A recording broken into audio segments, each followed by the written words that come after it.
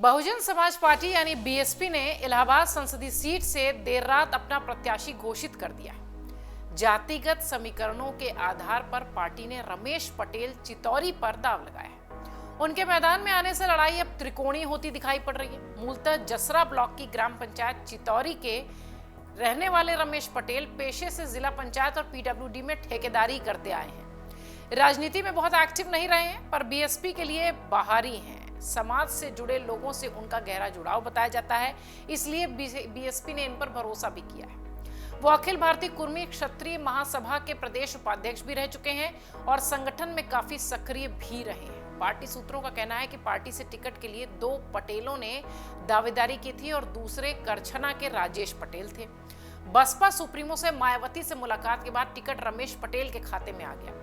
बसपा ने फूलपुर के बाद इलाहाबाद सीट पर भी ओबीसी की प्रत्याशी उतारकर इस लड़ाई को और रोमांचक बना दिया है। बीजेपी के साथ साथ अब आईएनडीआईए गठबंधन के उम्मीदवार को भी बीएसपी ने चुनौती दे दी है। दरअसल ओबीसी का दाव खेलकर बीएसपी ने जो जबरदस्त एक तरीके से कह लीजिए स्टैंड लिया है इस सीट पर, वो वाकई में सभी को चौंकाने वाला है। बीएसपी और मायावती अपने इस तरह के स्टैंड के लिए खासतौर से जानी जाती रही हैं। अब इस तरीके का स्टैंड उन्होंने ओबीसी के एक कैंडिडेट पर भरोसा जताते हुए दिखाया है। आपको बता दें कि दलितों का बड़ा वर्ग बीएसपी के कैडर वोट के रूप में देखा जाता रहा है। नए समीकरण में बसपा अगर मुस्लिमों और पिछड़ों को भी साथ लेने में सफल रही तो प्रमुख दलों के लिए चुनौती पेश करेगी। लेकिन इलाहाबाद सीट से बीजेपी और आईएनडीआईए गठबंधन के उम्मीदवार राजनीति में अनुभव के मामले में बसपा उम्मीदवार से आगे हैं। जातिगत समीकरण ने लड़ाई को एक नया मोड़ दिया है। इलाहाबाद सीट पर रमेश पटेल को बसपा का टिकट मिलने में भले ही देरी हुई हो, लेकिन उन्होंने पर्चा पहले से खरीद रखा था। रमेश पटेल ने बताया कि उन्हें उम्मीदवार बनाए जाने के संकेत पहले ही मिल चुके थे। इलाहाबाद सीट पर बीजेपी और सपा कांग्रेस गठबंधन प्रत्याशी पहले ही घोषित थे। सभी की निगाहें बीएसपी और मायावती पर टिकी थी। राजनीतिक जानकार कहते हैं कि इलाहाबाद सीट से बीएसपी किसी ब्राह्मण चेहरे को उतार सकती है, लेकिन ऐसा नहीं हुआ।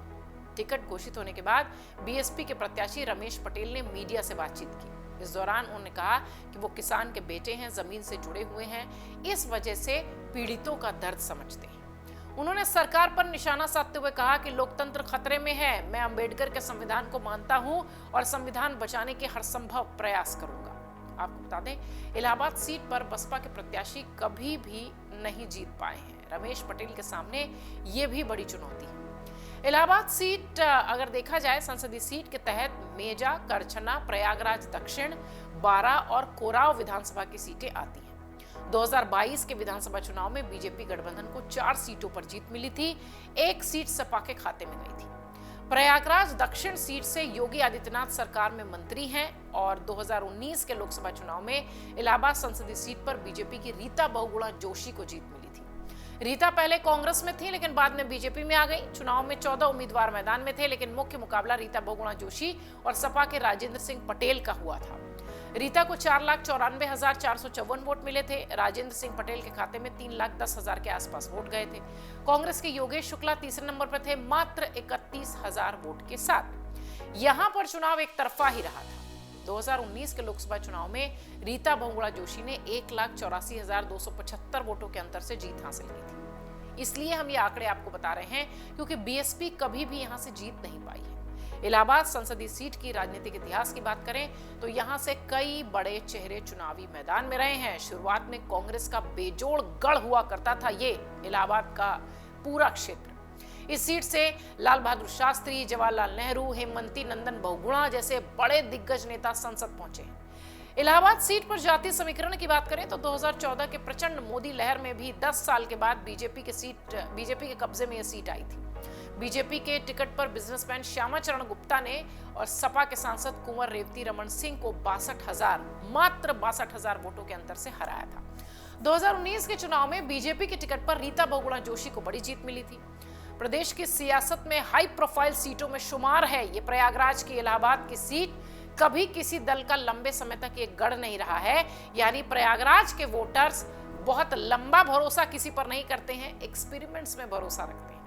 यहाँ पर चुनाव कायस्थ के साथ साथ ब्राह्मण, राजपूत और पिछड़ी जातियों के वोटर्स को अहम भूमिका निभाने में मदद करता है। यादव और मुसलमान वोटर्स की संख्या भी यहाँ पर अच्छी है। इलाहाबाद संसदीय सीट पर कुर्मी और ब्राह्मण वोटर्स की संख्या 2 लाख से अधिक और दलित मतदाताओं की 2.5 लाख से अधिक होती है। 1.25 लाख यादव वोटर्स होते हैं। 2 लाख मुस्लिम वोटर्स भी अपनी अहम भूमिका यहाँ पर निभाते दिखाई पड़ते हैं। इस बार अगर देखा जाए तो इलाहाबाद सीट पर चुनाव कड़ा है, मुकाबला कड़ा है, क्योंकि कांग्रेस और सपा के गठबंधन से लड़ाई कांटे की हो गई है। बसपा के प्रत्याशी घोषित होने के बाद अब मुकाबला त्रिकोणीय दिखता है। इलाहाबाद प्रयागराज की जो सीट है ये निश्चित तौर पर काफी इतिहास समेटे हुए है, लेकिन मायावती बीएसपी की तरफ से ये जो दाव यहाँ ओबीसी का खेला गया है, देखना यह है कि इसका कितना फायदा मायावती को मिलता है इस चुनाव परिणाम में। हालांकि इतिहास बीएसपी के लिहाज से देखें तो बहुत पक्ष में नहीं रहा है पार्टी के, लेकिन इस बार का ये एक्सपेरिमेंट हो सकता हो काम कर जाए। त्रिकोणीय मुकाबला प्रयागराज सीट पर दिखाई पड़ता है और इलाहाबाद संसदीय क्षेत्र हमेशा से चर्चा का विषय रहा है, यूपी की हाई प्रोफाइल सीटों में रहा है। अब मायावती का ये एक्सपेरिमेंट कितना काम किया ये पता चलेगा 4 जून को परिणाम के दिन।